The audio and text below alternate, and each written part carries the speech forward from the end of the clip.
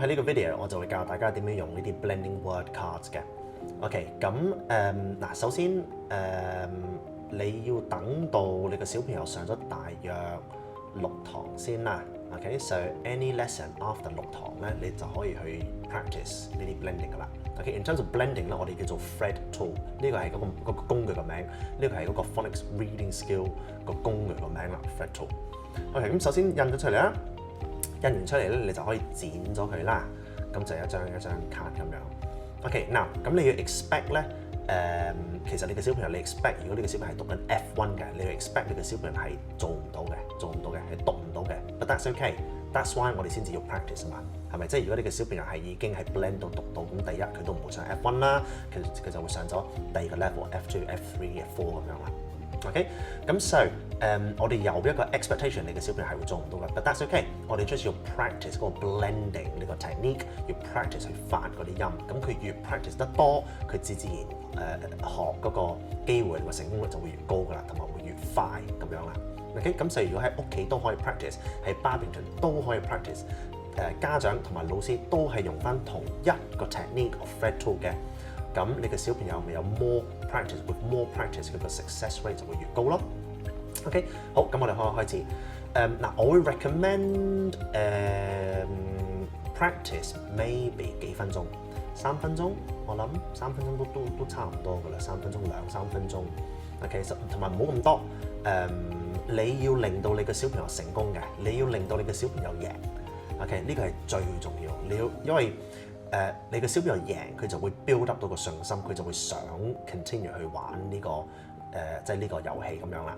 OK， 咁所以記住每次最多係玩2-3分鐘。OK， 同埋唔好咁多卡咯 ，maybe 3至5個。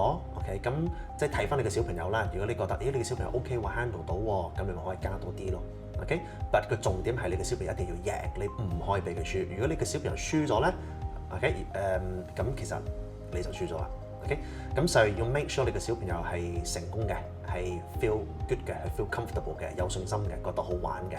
OK， 好啦，咁once你 print out 咗時候咧，咁你就可以逐張俾你嘅小朋友睇咯。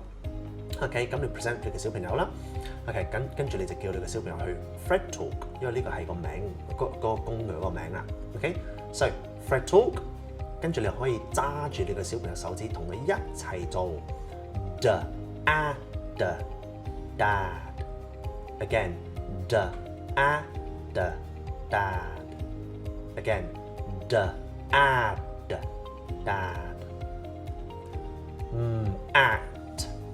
mat at mat at mat add mad add mad。 OK， 咁你可以跟住呢個 pattern 去 Fred talk with 你嘅小朋友嘅。嗱，記住你要捉住你嘅小朋友嘅手指，你要坐得好近，捉住小朋友手指去篤個音，每次篤個音咧你就發個音嘅。add mad， 同埋你做時候咧，你 make sure 你嗰啲 sounds 係 connect 住嘅。OK， 咁呢個 blending 就會易少少啦。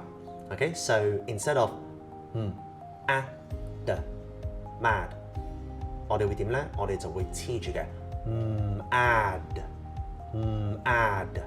mad。OK， 因為add mad 係似 mad 多過add 噶嘛。OK， 咁呢個都係其中一個 blending 嘅 technique 嚟嘅。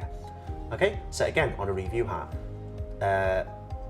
Sit together with your child， 捉住你嘅小朋友手指，一路篤個音一路發，每個音去篤，篤完咧就 swipe， 捉住你小朋友手指一拉過就篤翻個字啦。OK， 同埋 make sure 你啲音係駁住嘅 ，like this，sad sad sad sad， 做多幾次唔怕，2、3、4次都唔怕嘅。OK，so that's it，thank you，拜拜。